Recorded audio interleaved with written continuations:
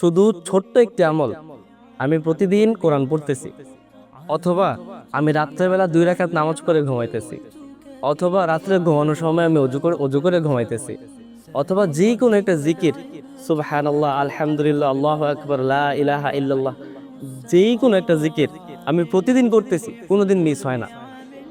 তোমরা আমার কথা বুঝতেছো?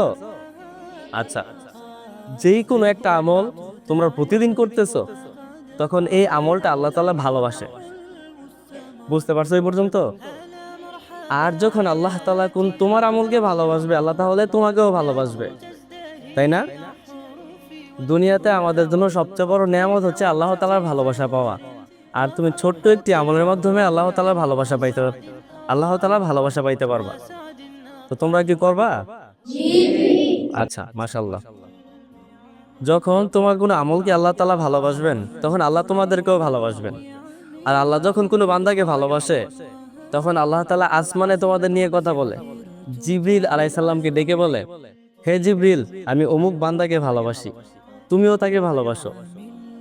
এবং জিবরিল আলাইহিস সালাম আসমানে ফেরেশতাদের মধ্যে অ্যানাউন্স করে দেয় যে অমুক বান্দাকে আল্লাহ ভালোবাসেন, অমুক বান্দাকে আমিও ভালোবাসি, তোমরা সবাই তাকে ভালোবাসো।